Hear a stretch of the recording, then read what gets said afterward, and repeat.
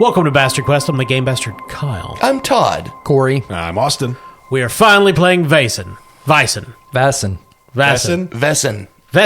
It only took 2 years. We did get confirmation. That's about as close as we're going to be able to pronounce, but Rasmus on the Discord said it's closer to VAESEN. VAESEN. I still am not saying it right, but the Swedes will forgive us. They're good people. So, VAESEN is about a group of investigators in a idealized mythical Sweden in the 19th century. It's definitely not trying to be historically accurate. In fact, it is very upfront about that. And it's not set in a specific year. It's just that's kind of the era in which you are going out and investigating trolls and witches and mermaids and other supernatural creatures that are hurting people, or may not be, actually. It could be innocent, and it could be some other terrible calamity that you're investigating. But yeah, it's a investigative horror game. Yeah, we've had it for a long time. It's been dusting up the old shelf over there. Yeah, it has. It is a game from Free League, Nordic horror role-playing, which is a pretty good tagline.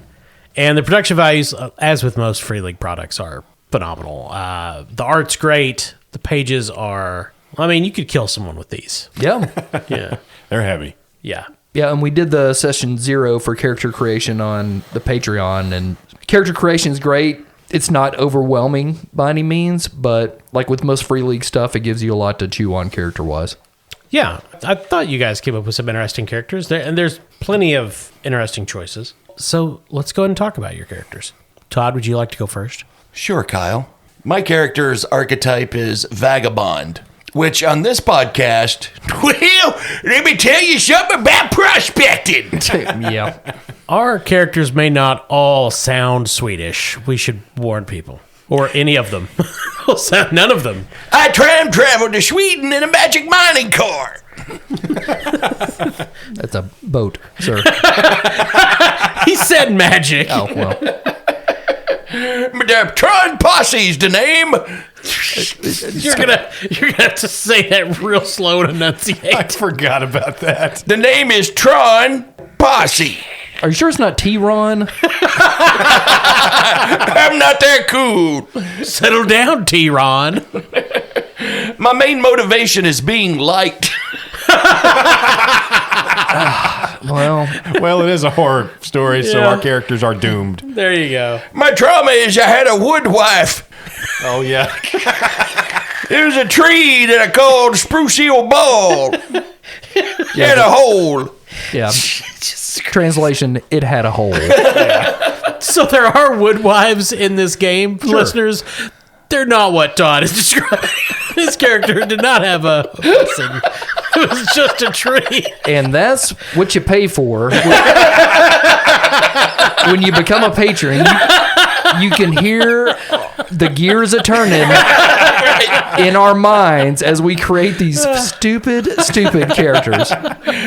His talents are hobo tricks. So he's kind of a... That is not something I made up. That comes from the actual gameplay. Yeah. It's a great example of what we were talking about from Free League, where just the way they write stuff gives you a lot to chew on. Well, let me tell you what I got in the old satchel. Got me a walking stick. I got me a crowbar. And I got a companion. He's my best friend. He's a dog. His name is Best Friend Dog. Yeah. And Todd was given a choice in the session 0 whether he could have alcohol or the dog. Mm-hmm. Yes. Kyle, being a benevolent GM as he is, told us it would be cool if Best Friend Dog was an alcoholic dog. Yes. So we decided Best Friend Dog is an alcoholic that drinks Malort. Mm-hmm. Yeah. Yep. And tries to hide it. Yeah. Doing shots behind my back. I mean, everybody wants an alcoholic dog. Also, I just want to say as a prospector that the one person I hate more than anybody is Kelsey fucking Grammer. Okay. Yeah. Yeah, in Toy Story 2, he played a prospector and made us look bad because he had smarts and book learnings. That is Don't true. like it. He's not fit to hold a pickaxe. Fuck him. My memento was a hymn book. Okay. Hymns of the Prospector. All the lyrics are dig. Yeah, I got it. That's my character. All the lyrics are dick. All right. And what does Hobo Tricks do, the talent? Very good question. As far as the talent Hobo Tricks goes, I gain a +2 to my stealth when I'm attempting to hide myself or an object from rich people. Okay. Also, pulling soup out of a hat. Ta-da. Okay. Thanks, Todd. You're welcome. Did he earn a thanks? I was entertained. Oh, okay. Not concerned with anyone else, really. Corey, tell us about your character. So the archetype I chose is a cultist.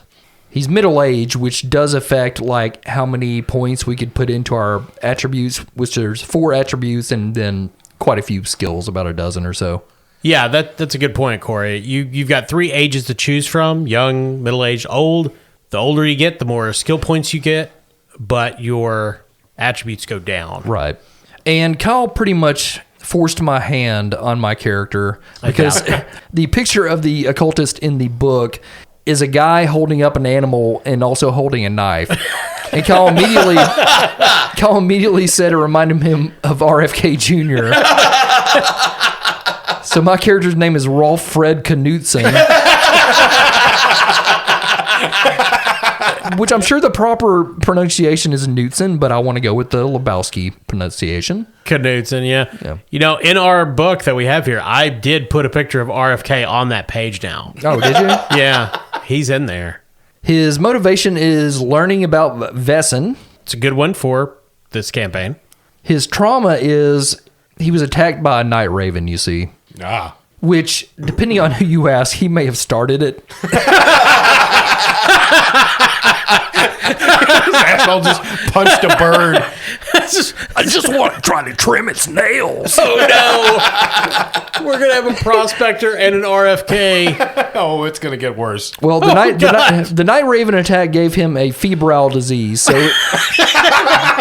he's feverish and kind of seizure-y. Got it. Would you say that the febrile disease might be a brain worm? Yeah, sure. I think so. He tried to steal the worm from the night raven. I saw that first. That's what caused it. It's what instigated the incident. So his dark secret is my powers control me. Sure. Which leads me to my talent of medium that I chose. Oh, yeah. So I can roll my observe to perform seances and talk to the dead. Sounds like the worm talking to me. The worm is the medium. Just riding along. So what I'm taking that to mean, because my dark secret, my powers control me. Yeah. My powers being a medium. Uh-huh. Is he can't stop the dead from speaking to him sometimes, but it's only animals he's killed. But for regular ghosts, he has to do a seance or what have you. Right. Okay. And as far as his equipment, he's got a crystal ball, he's got a powdered stag horn, Nice. and a dagger. And we each have a memento. His is a bloodstained promissory note, which doesn't do shit, apparently. Well, you could wipe up more blood with it. So, and we also have individual relationships with each other. And if I remember correctly, we chose these for each other. Yes. So, Rolf Fred Knutson believes that Tron Posse will one day save the world. And as far as Austin's character, who is yet to be revealed, he's hiding something from the rest of us. I think this is what we believe more than anything Yes, that's correct. as characters. And your archetype changes how you distribute your attributes. So I was able to max out my precision to 5, which is the highest you can go, but you can't do that with just any character. Like 4 is usually the max. Right. Your archetype is going to let you go above the typical maximum for one specific ability. Right. And there's 4 attributes: physique, precision, logic, and empathy. And then the dozen or so skills kind of has a similar thing where I was able to max out my stealth to 3. Nice. And that's about all you need to know of Rolf Fred Knutson. Todd, did you talk about your bonds with the other characters? No, I did not. Real quick, as far as Corey's character is concerned, he feigns gratitude. And then my relationship with Austin is scratch my back and I'll scratch yours. See, because of the scabies, I gotta have a back scratching buddy. That's gross. Before you even went into the scabies, my immediate impulse was that is so gross. Well, you see, No. this man gets lots of splinters. Yeah. So, Austin, tell us about your man. Hark! I am Dr. You may know me as Dr. Carl Bjorkman, a silent sentinel standing in the gilded doorway between the mortal coil and the void. Silent, you say. When I'm silent, I'm silent. And when I'm loud, that be the time that ye may know my name. It's the ye time. So Dr. Carl is... The Cornwall region of Sweden.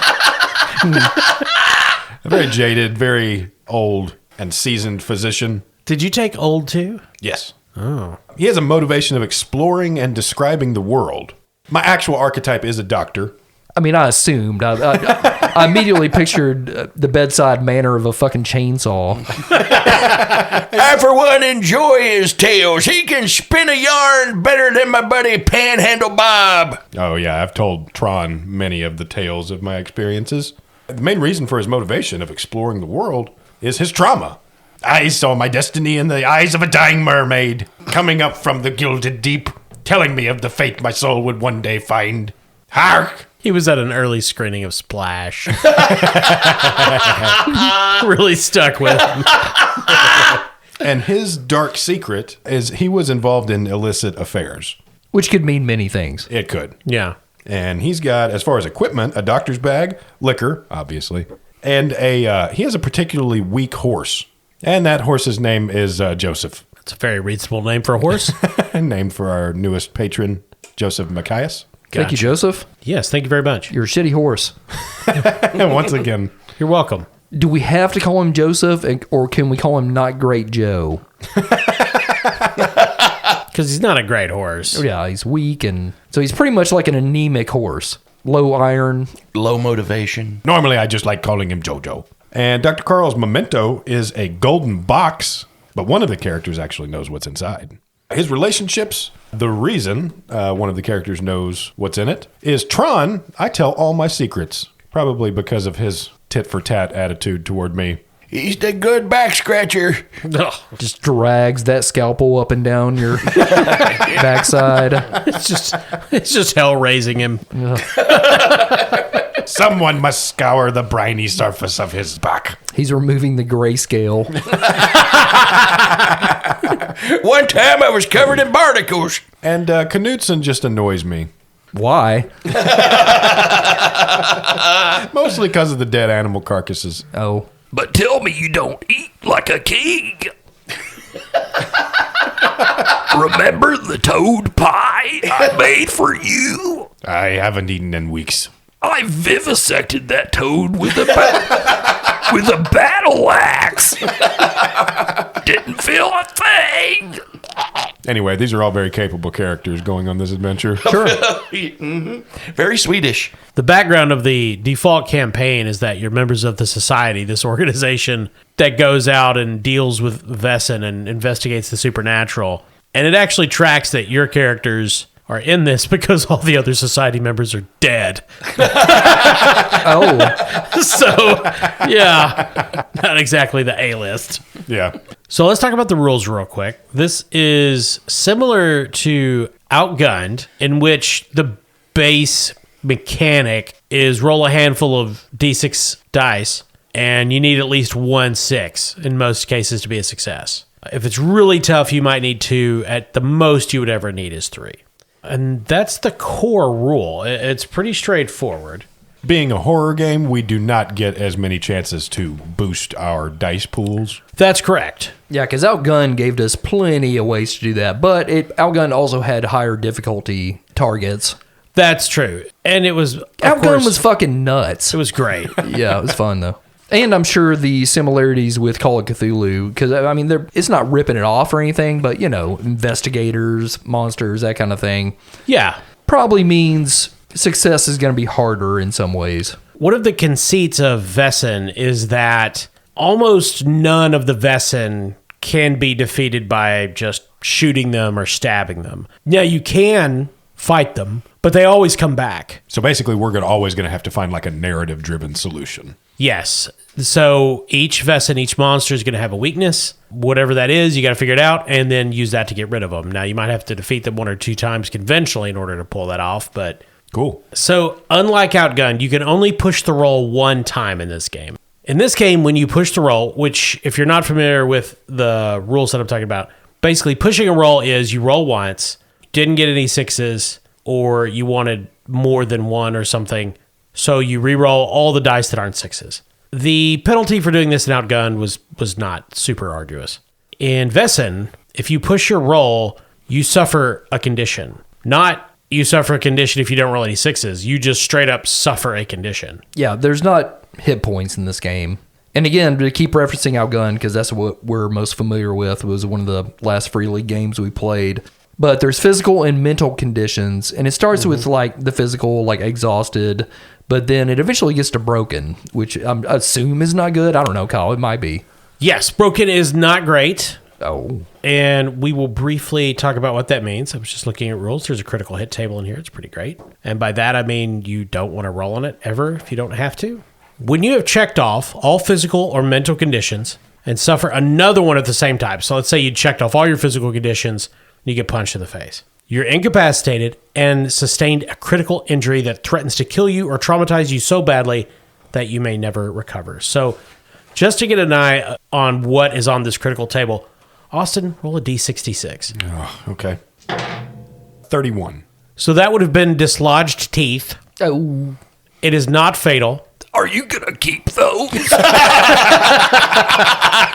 You see, my duck needs them. Come here, Mr. Quackers. So you'd get the defect toothless, and your inspiration would be at -1. Now, that's cool and all, but what if Todd were to roll that? Considering his vocation. He actually gets more teeth. Oh, no. Yeah.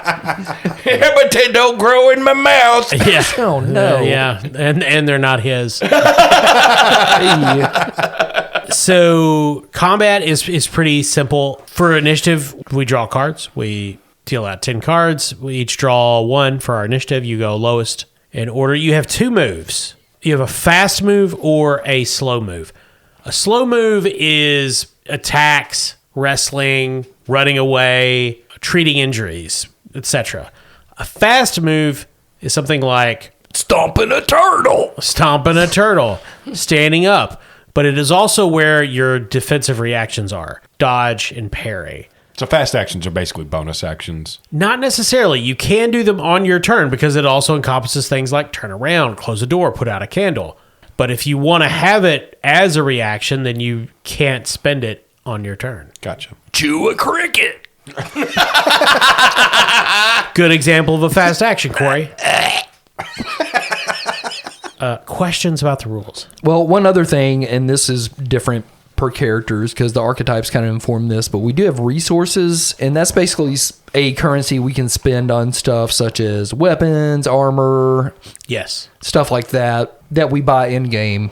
And then there may be things called advantages, which I think you describe that as it's basically like kind of spells or maybe like objects that have powers or things like that. Well, they can be. Essentially, one of the assumptions of the game is that you'll have a travel mode from when you leave Society headquarters to go to wherever the VAESEN is. Oh. And you should have an opportunity there to gain what is called an advantage. On the way to a mystery, you'll be able to gain an advantage, but only 1 per mystery. The advantage might be a new acquaintance who will then be available at the location to help you, a mysterious experience that gives you power, or you maintaining or training with your weapons on the way to the location. You can use your advantage once per game session to give you +2 dice to a skill test. You have to decide whether to use it before you roll or when you push the roll. Okay. So, and you can only do that once a session, but that's pretty powerful. Yeah. So at the end of each session, you earn XP for doing specific tasks in the game. You earn 1 per question that you can answer, and once you get 5, you can buy in advance. But here are the questions. Did you participate in the session? So you're always going to get at least 1 XP if you just show up and say your name. But the others, did you confront any VAESEN? Did you identify a previously unknown VAESEN? Were you affected by your dark secret? Did you take risks to protect other people? Have you learned anything? You guys are never going to get XP for that. Did you develop something in your headquarters? Did you perform an extraordinary action? Did you saw a puma? probably would give you XP for sawing a puma. It's strictly not there, but I mean, it's a puma. And that is the biggest bulk of the rules of the game. Obviously, there's talents and skills that go into more detail, but in terms of what you're going to roll dice and how you're going to affect those rolls, that's the largest part of it. Okay. You are all in Castle Gillenkreutz in Uppsala, in Sweden. You've all been brought here by a woman that says she wants to be your patron. You've only met her via letter. Her name is Lena. When you arrived at Castle Gillenkreutz, it looked almost abandoned. Weeds growing up on the grounds, rust on the wrought iron fence, no lights within, apparently only a caretaker staff. An older man met you at the door with a single candle, conducted you up to a room on the second floor that had been recently prepared. Old furniture, smelling of mothballs, but clean at least. A table with dark wine and 4 chalices. You guys go ahead with the wine. Off I go a moth hunting. Moths are just scattering away from RFK. Ye pretend some mystery in your quietudes, but there ain't no mystery. You're an open book, an animal killer, says I. Yeah. Lordy, I'm going to drink me some wine. You got any malort for my BFD? Best friend dog, yes. Yeah, I get it. Sorry.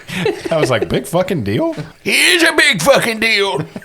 He is a good boy. Won't let me kill him or nothing. But other than that, he's pretty good. Ark! What protean forms swim up from the mind of a drunk dog, melting in hot Promethean plunder, scorching eyes with divine shames and horror? You should write fortune cookies. So the door to this chamber opens, and a small woman, old, with her head wrapped in a scarf, comes in. I'm Linnea. I'm the one that's been writing you letters. Ah, 'twas ye that changed the wind on us. What? Yes, you sent us in this new direction, looking for the source of some mystery. Yes, I sent you the letters. What is it ye want? Well, I want you to do the adventure.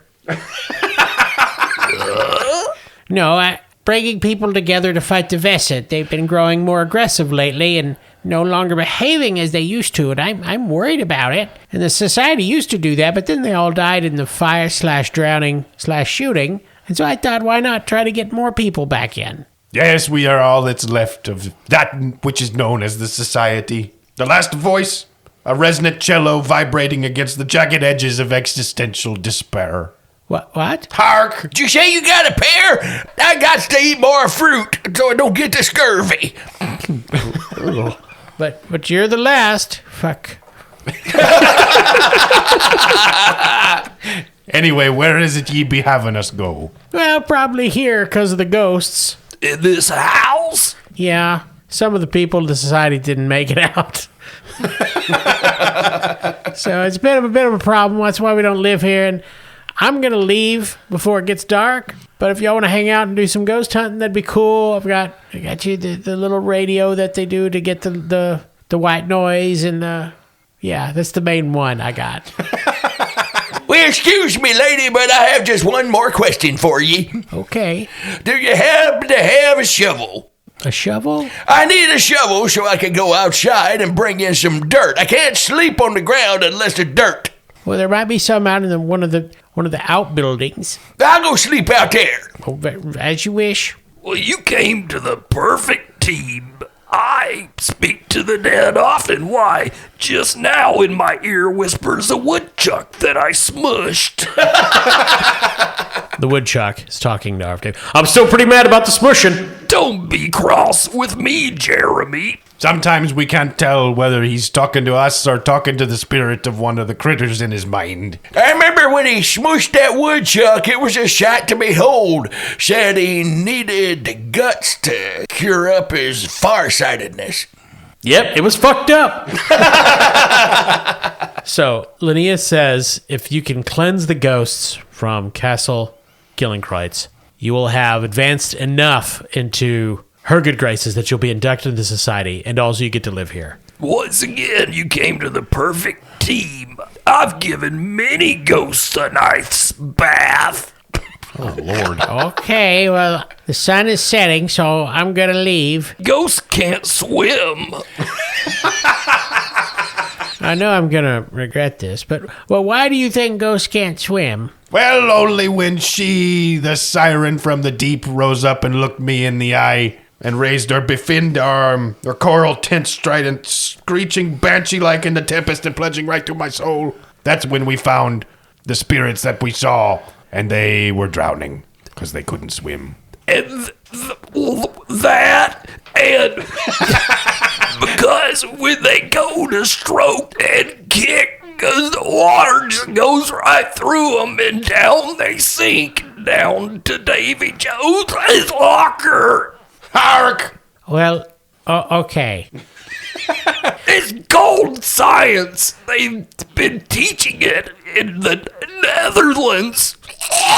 I'm sorry. A little bit of that skink I had for lunch is still wiggling. We have this time not one of us that is an equipped adventurer for this story. I don't know. So mad. I'm so angry. Just at all of you, frankly. I thought Austin would bail me out of this one. So Linnea is slowly backing out of the room. Okay. She goes down through the castle. You see her through the window walking out the grounds, kind of hustling pretty fast to get to the gate before night truly falls. So you're in the castle in this one prepared room with couches, chairs, nice carpets on the floor. There are lamps lit here. The rest of the castle is still dormant. Lots of furniture covered in sheets or up in the attic or one of the storage cellars. Ghost furniture! I see up there's a ghost couch right over there. I see the ghost armoire. Hark, it's all right, fellas. She's gone now. So what do you think we should do? Can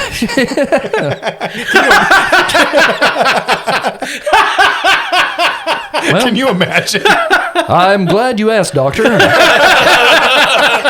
Oh, so good to be finished with that ruse. Oh, come here, best friend dog. Let me pet you. Because I show nothing but kindness to animals. That has to be the trope. Like, that has to be. You just interact with NPCs as crazy people. All right, gents. Yes, Captain.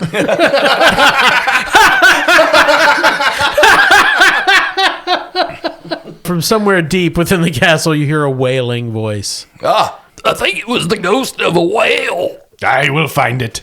See, that was just a little mirage of sanity for the audience there. Yeah, we're not going back to that. We could. No. Wouldn't you like that, wouldn't you, Yeah, Kyle? I would love it. Fuck you. I could understand 1 word in 10. It sounded like my friend Pete when he fell down the hole in the cave. He was wailing all the way down, and it took him 10 minutes before we heard the plop. Oh my God. The plot. Sometimes you don't expect how upsetting a specific sound effect can be. I've done a fair bit of spelunking myself. Why, just last week I took a guano bath. That's why my skin is so silky and sheen. Christ. I don't know if Corey is making it up or reading from a transcript. I legitimately don't know. That's the most batshit thing I've ever heard. I get it. I like it. We're friends. We've yet to actually start the adventure. Huh? Yeah, I know. Yeah. I'm having fun, though. Me too. I mean, we've already discovered the chest of drawers of doom. I forgot the ghost furniture. You Yeah. guys have noticed there's a ghost standing in the corner just looking at his watch. Just waiting, Just picking his nails like Yeah. Gregory Peck in The Gunfighter. giving you some time to work through your stuff. No, you guys finish. Yeah, I'll wait. Okay. Bunch of assholes. What? You're in a castle that's haunted. You invited us here for 4 years. I know. It's really my fault. You You could have invited anyone. Have you thought about our normal friends? The ones that are smart and polite. The ones that are probably in bed right now. But if I invited our normal friends, we'd never have the numbers we do in Finland. This is true. Yeah, That's very true. yeah. Please solve a ghost crime. So we start investigating. Let's just say that. Okay. You find it. Another record. Okay, so what the fuck do you want us to do, Kyle? Just literally anything. Okay. Just Let's go find them haints. Yeah, so what are our options for where to explore first? You've talked about a big part of the house being dormant already. sure. So this is a classic Central European castle. It's multiple levels, various towers, requisite basement and donjon, attics. Is there an aviary? There is now. Yeah. Dibs. It is not stocked, Oh, but it was at one point. I can help. Sure. Yeah, you go to the aviary, and the aviary it's made of glass, but the glass is dirty, hasn't been cleaned in a long time. There's plants growing wildly. There are birds here, but obviously they're not any special varieties, just the kind you would see around Uppsala. Right now, a magpie I killed in a knife fight is speaking to me. There's just a magpie ghost on your shoulder. You're just surrounded by the ghosts of dead animals all the time. He's like a Disney princess. But fucking awful. There's a ghostly magpie on your shoulder with a knife through it. Gonna be honest, I'm pretty mad about this still. I get it. Yeah, I was just hanging out, and you stabbed me. Trust me, you're not as mad as the llama who I watched overdose on morphine and I just sat there and didn't do anything. Somewhere from behind RFK, we hear, "You gave me the morphine! I'm a llama, motherfucker! How do you think it got in me? You did it! I shared with you. No, I'm a llama! I cannot make decisions! You knew what you were doing. No, I'm a fucking llama! No, I'm a ghost! I'm at work right now, Lars. Can we talk about this later?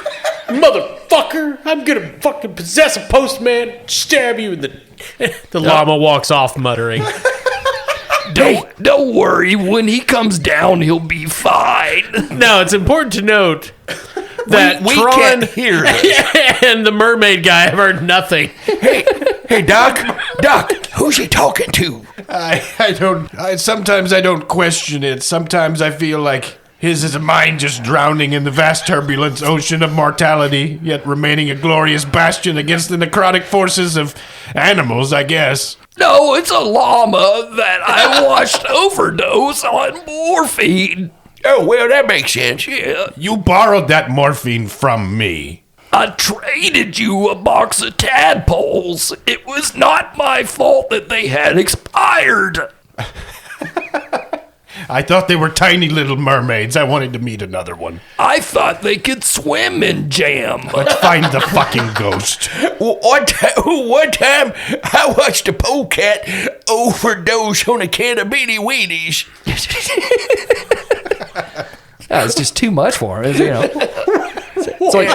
It's like when a British person eats American food. They just flip out. Yeah. I'm just gonna point something out to the listeners at this point. I'm sure they need that. A lot of people ask sometimes, do you ever wish you had more fun with your characters? And I'm going to start pointing to this episode whenever I say, like, somebody has to play the straight guy. Yeah, we'll find him. Apparently it's the VAESEN. All right. Pretty sure it was the llama. Seemed perfectly reasonable. I mean, he had a legitimate complaint. He's pretty pissed about the whole overdosing. He's been a lot better ever since he went to heavenly rehab. So you're in the aviary. We've made so much progress. You've gone to a different room. And by the way, if you listeners, you're probably on about the 45, 50-minute mark. We've been doing this for 4 hours. You're in the aviary. The temperature drops. Frost starts to crackle across the glass. Aye, a sure sign of the tide coming in. Watch out for seals. What? I Typical. don't see any of them ghosts yet, so me and best friend Dog, since we're out here in the aviary and there's dirt on the ground, I'm going to catch me a little bit of shut-eye. You wake me up if something cool happens. Good night, Tron. Good night. Let's see. I'm going to use one of my character's skills or something. Oh, you Thanks, play Austin. the game? How about using an investigation, Kyle? How do I do that? How many knives do you have on you? No, what's your investigation? My investigation is a 2. My logic is a 5. Okay. So you've got a pool of 7. So you're going to roll 76, and you want to roll 6. All right. So it's just straight up getting one success. Is it always one success, or is there... Sometimes you can need more if it's a very difficult situation. Okay. But generally it's 1. Gotcha. Okay. So kind of a cross between like Forged in the Dark and Outgunned. Because Outgunned is the one where we needed there were different magnitudes of success we were trying to achieve, right? Yes, though you would typically be rolling more dice in Outgun. For example, I mean, your logic is the highest it can be in the game. Yeah. And you have a 2 skill. So at this point in the game, there could only be a dice pool larger than the one you're rolling by 1 die, Gotcha. barring any applications of advantage or anything. Yeah, that's a good point. So even if the goal is 1-6, do we get increasing levels of success if we roll like multiple 6s, or? Oh, I see what you're asking. No. Okay. No. The only time you need more than a 6 is when the difficulty is specifically given to you as greater than 1. Okay. Oh, okay. So generally, you're just going to be looking for one 6-sided result. Okay. All right. We got to at least get one roll into the session. So here's 7d6. Not 1 6 among them. Hey, hello. Well, do you want to push yourself and get a condition to re-roll? Yeah, I mean, we don't have much left in this game, and we do it once per session. That's right. No, you can push yourself as much as you want. The advantages you get once per game. Ah, gotcha. Okay. But when you push yourself, you have to choose a condition. Oh, okay. A condition is essentially damage. There's 3 physical and 3 mental. If you have 1 mental ticked, whenever you do anything with the mental abilities, that's a -1. Mental being logic and empathy, right? That's correct. If you had all 3 ticked, you'd be at a -3, and that automatically checks broken as well. Okay. And of course, if you have physical conditions, those affect physique and precision. What are you going to check? I think I'm going to go with hopeless. This character starts out pretty close to that already. Just living in darkness? Yeah, and we've been here for 5 days already. So hopeless is going to be a mental condition. So -1 to your logic and empathy rolls. Mm-hmm. Gotcha. Now, does that apply for this roll that I'm pushing for? No. Okay. No. So is this essentially like a re-roll? He's Yeah. re-rolling like his 7? There's a 6. In the corner of the aviary, in this wing overlooking what would have been a hedge garden in the rear yard, you see a shape of a man. His back is to you. He's translucent and blue. And there are translucent blue birds flying all around him. Some of the birds look covered in ash. A few might be on fire. You hear this soft melody, this humming coming from that direction. Uh-oh, that might be those canaries I hired to clean my flue. Hark, but look at the humanoid figure there. Intricate, trembling tapestry of human anatomy with the precision of a celestial watch, tuned and wound by the hand of Neptune himself. And he's got 2 arms. Yeah, it's a dude.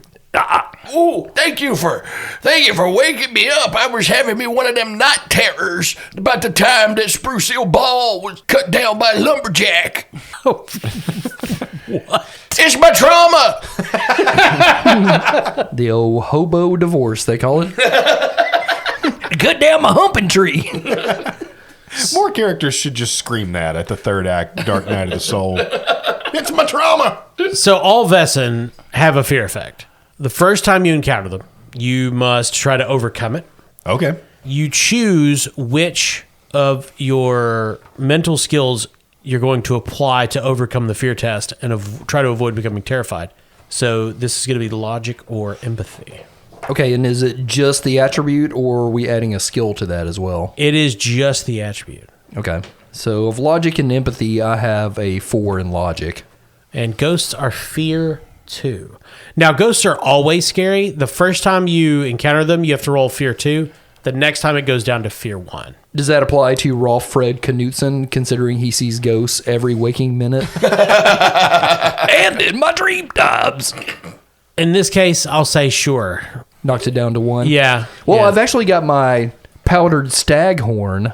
I can resist the temptation of a VAESEN. Is that the same kind of thing, or? No, the ghost isn't trying to get you to do anything. Oh, okay. He's just scary. Kyle, I have liquor. Yeah, I do too. If he takes a belt of that, does it help with his retreat into logic to try and see past the fear? Sure. All right. I've always said liquor is the philosopher's Vaseline.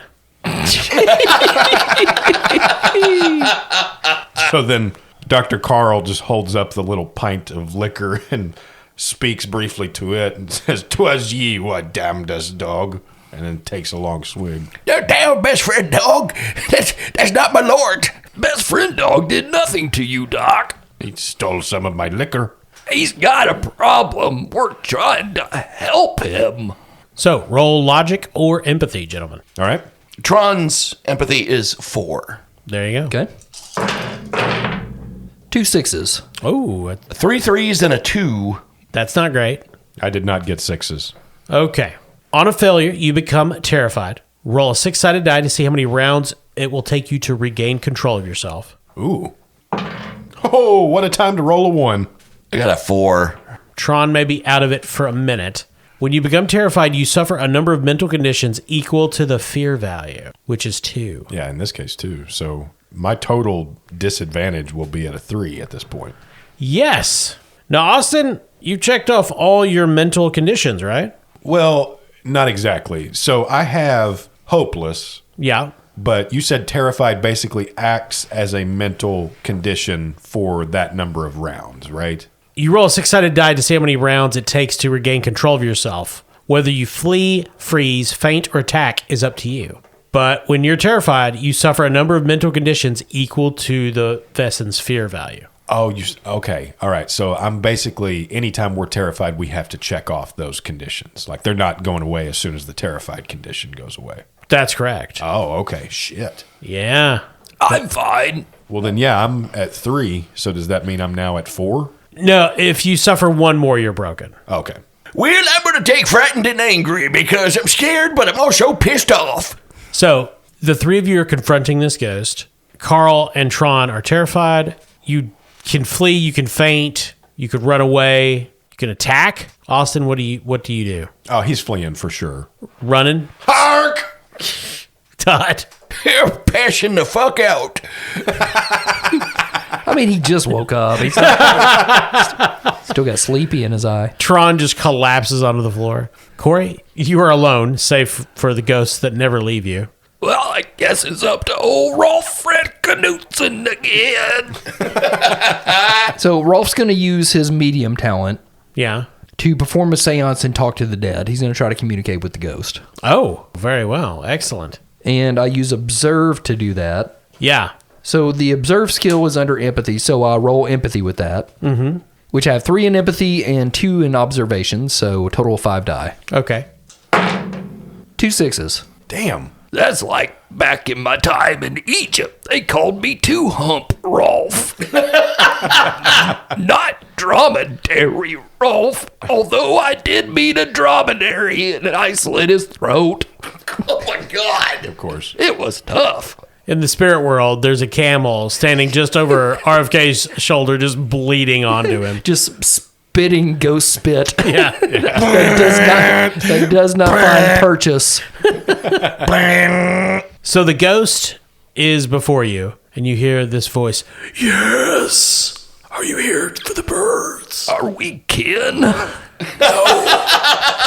I sound like this because I'm a ghost and I'm dead. You're just fucked up.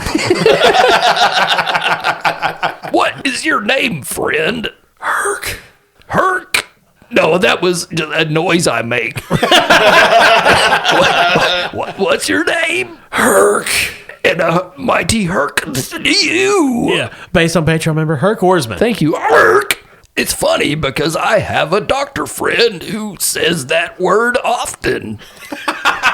So you've only seen the back of this ghost. He's got like a sweater on and slacks, and there's birds flying all around him. What troubles you, Herc? Why do you haunt this place?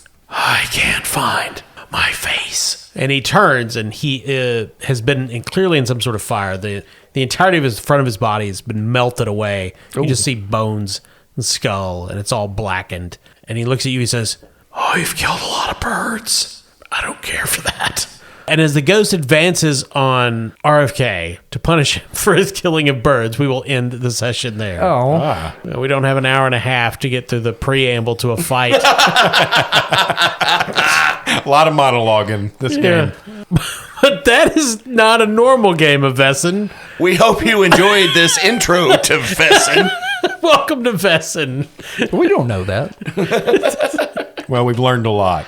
Yeah, if you have a game with Willem Dafoe, Prospector, and RFK Jr., please, actually don't tell us. I want to live in ignorance. Yeah, but if you do, you know what? You should use dice from NorseFoundry.com. That's right. Go to NorseFoundry.com, make your purchase, and when you are at the checkout, enter promo code CHAM. That's CHAM, CHAM, and you'll receive the 10% Bastard Quest discount at NorseFoundry.com. Also, guys, we have a new sponsor again this week. God, the turnover has been insane. I can't, I'm sorry, look, I can't get anyone to commit for more than 1 week. It's the tariffs. Yeah.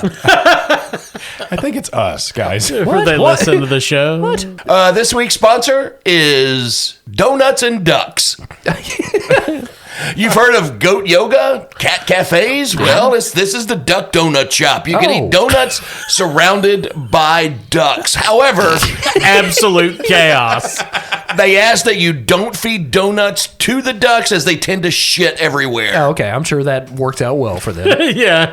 Looks like the inside of that My Little Pony house. Oh, yeah. That's Donuts and Ducks. And droppings, probably. How long has that place been open? It's not anymore. They've already closed. Yeah. Literally opened and closed while I was saying that. Stay tuned for our next sponsor. Grand opening, screaming, door shuts and locks. When they tried to open the door for the first time, the health inspector was just there. He just apparated out of nowhere. Seriously? If there was ever a place we actually needed RFK, RFK goes by that place and is like, that's disgusting. Have some respect. well, aside from our sponsors, as always, we love hearing from all of you. Thanks to all of you who rate us on your podcast platforms, who comment on social media, who give us your likes, who tell your friends about us, who subscribe with your Patreon dollars, who talk to us on Discord. We love you. Thanks for being here. And, normally we'd say something like, pretty fun so far, but I have no idea. I don't know. We'll see, I guess. Yeah. But the setting is cool. Like, It's very cool. we've had this game for a while. A lot of our listeners have played it and speak very highly of it. We're excited to finally get to it. Yeah, clearly we were excited about this game. A little too excited. Thank you for listening. I'm Kyle. I'm Todd. Corey. I'm Austin.